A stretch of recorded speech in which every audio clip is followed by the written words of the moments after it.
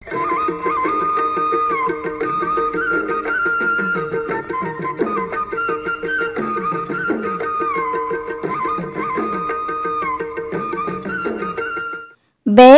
కథ. గాత్ర పరీక్ష. పట్టువదలిన విక్రమార్కుడు చెట్టు వద్దకు తిరిగి వెళ్ళి చెట్టుపై నుంచి శవాన్ని దించి భుజాన వేసుకుని ఎప్పటిలాగే మౌనంగా శ్మశానం కేసి నడవసాగాడు. అప్పుడు శవంలోని బేతాళుడు, రాజా, ఈ ప్రపంచంలో దేని విలువ నిర్ణయించడం అసాధ్యమనిపిస్తుంది. మాట వరుసకు నీ శ్రమ విలువ ఎంత? విలువలు నిర్ణయించే బాధ్యత అతీత శక్తులకు వదిలిన ఫలితం శూన్యం అనడానికి నిదర్శనంగా నీకు సంగీత ప్రియుడైన కాంతివర్మ అనే రాజు పొందిన వింత అనుభవం చెబుతాను. శ్రమ తెలియకుండా విను అంటూ ఇలా చెప్పసాగాడు. వసంత దేశాన్ని ఏలిన కాంతివర్మ అమితమైన సంగీత ప్రియత్వం కలవాడు. అతను రోజు సంగీతం విని ఆనందించాలనుకునేవాడు. అయితే ఆయన ఒకరోజు పాడిన వాడి చేత మళ్ళీ పాడించేవాడు కాడు. కారణం, ఎవరి పాట విన్నా అందులో ఏదో లోపం ఉందనిపించేది. ముఖ్యంగా పాడేవాడి గాత్రం శ్రావ్యంగా ఉండాలి. కానీ ఎవరి కంఠం ఎంత శ్రావ్యంగా ఉన్నదనే విషయం రాజుగాని సభికులు గాని నిష్కర్షగా నిర్ణయించలేకపోయేవారు. రోజు పాట కచేరీలు జరుగుతూనే ఉన్నాయి. రోజుకొక కొత్తవాడు వచ్చి పాడుతున్నాడు. కొన్ని కంఠాలు మరీ దుర్భరంగా ఉండి రాజును సభికులను చాలా బాధ పెట్టేవి. అయినా రాజు తన సంగీత ప్రియత్వాన్ని వదులుకోలేకపోయాడు. ఇలా ఉండగా ఒక రాత్రి కాంతివర్మకు కలలో సరస్వతీదేవి కనిపించి దక్షిణంగా అరణ్యాల్లోకి వెళితే ఒక మర్రి చెట్టు కింద ఒక మహిమగల వీణ ఉంది, దాన్ని తెచ్చుకో, దానివల్ల ఉపయోగమేమిటంటే దాన్ని ఎదురుగా పెట్టుకుని ఎవరైనా పాడితే వారి కంఠస్వరం ఎలా ఉన్నది అది చెబుతుంది. అంతేకాదు, పాడిన వాళ్ళు తమ కంఠస్వరానికి అనుగుణమైన రూపం కూడా పొందుతారు అని చెప్పి అదృశ్యమైంది. అది కళ అని నిద్ర లేచినాక గాని కాంతివర్మకు తెలియలేదు. అయినా ఆ కళ ఎంత వాస్తవంగా తోచిందంటే మర్నాడు అతను కలలో దేవి చెప్పిన ప్రకారమే అరణ్యంలోకి వెళ్ళి మర్రి చెట్టును సులువుగానే కనుక్కున్నాడు. దాని కింద వీణ ఉండనే ఉంది. అతను ఆ వీణను తీసుకుని తిరిగి వచ్చి దాన్ని పుష్పాలతో పూజించి సంగీత సభ జరిగే చావడిలో మధ్యగా ఉంచాడు. ఆ రోజు మొదలు రాజుగారి సముఖాన పాడడానికి వచ్చిన వాడికి ఆ వీణ గురించి చెప్పడం జరిగింది. పాడిన వాడి కంఠం గురించి వీణ తన అభిప్రాయం చెబుతుంది. అది చెప్పే అభిప్రాయానికి అనుగుణమైన రూపు పాడినవాడికి వచ్చేస్తుంది.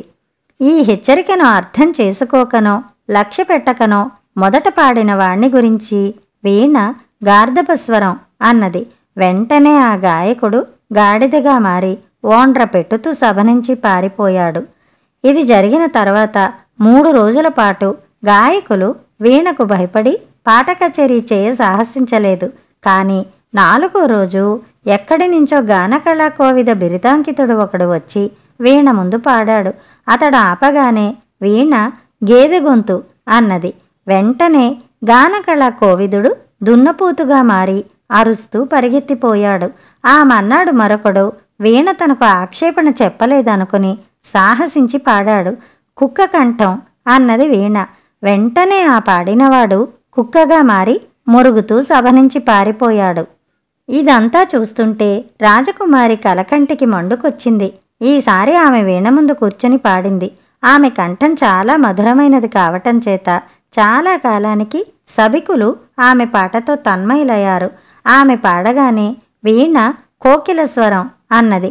వెంటనే రాజకుమారి కోకిలగా మారి కూస్తూ అక్కడి నుంచి ఎగిరిపోయింది. సభలో అందరికీ పట్టలేని ఆగ్రహవేశం వచ్చింది. అందరూ వీణ మీద పడి దాన్ని విరిచి చిన్న చిన్న పేళ్లు చేసేశారు. అప్పటికీ కోపం తీరక రాజు ఆ పేళ్లను కాల్చి బూడిద చేశాడు. వెంటనే వీణ మూలంగా రూపాలు మారిన వారందరికీ యథారూపాలు వచ్చాయి. బేతాళుడు ఈ కథ చెప్పి, రాజా, సాక్షాత్తు సరస్వతీదేవి ప్రసాదించిన వీణ వల్ల సంగీత ప్రియుడైన రాజుకు కించిత్తు ఉపయోగం లేకపోగా దాని మూలంగా ఇంత అనర్థం జరగడానికి కారణమేమిటి? దీనికి సమాధానం తెలిసి కూడా చెప్పకపోయావో నీ తల బద్దలవుతుంది అన్నాడు. దానికి విక్రమార్కుడు, కాంతివర్మను సంగీత ప్రియుడనడానికి ఆధారం కనపడదు. అతని సంగీత లోలత్వం వ్యసనం అని తోస్తుంది. మద్యానికి అలవాటు పడి మానలేని వాడు ఏది దొరికితే అది తాగినట్టుగా కాంతివర్మ పాడతానని వచ్చిన ప్రతి వాడి చేత పాడించుకుని బాధైనా పడ్డాడు గాని మంచి సంగీతమై వింటానని తీర్మానించుకోలేదు. సంగీత ప్రియుడు మంచి సంగీతమే వింటాడు. అతని కల్లో కనిపించినది నిజంగా సరస్వతీదేవే అయిన పక్షంలో ఆమె అతనికి జ్ఞానోదయం కలిగించడానికే ఆ వీణను ఇచ్చిందనుకోవాలి. ఎందుకంటే కంఠ మాధుర్యాన్ని నిర్ణయించడానికి రసజ్ఞుడైన వాడి చెవి కన్నా గొప్పది లేదు. పాటలోని శ్రావ్యత్వాన్ని కొలవడానికి కృత్రిమ సాధనాలు పనిచెయ్యవు. చివరకు కాంతివర్మకు ఆ సంగతి తెలిసి వచ్చి ఉండాలి అన్నాడు. రాజుకు ఈ విధంగా మౌనభంగం కలగ్గానే బేతాళుడు శవంతో సహా మాయమై తిరిగి చెట్టెక్కాడు. కథ సమాప్తం. కథ కంచికి, మనం ఇంటికి.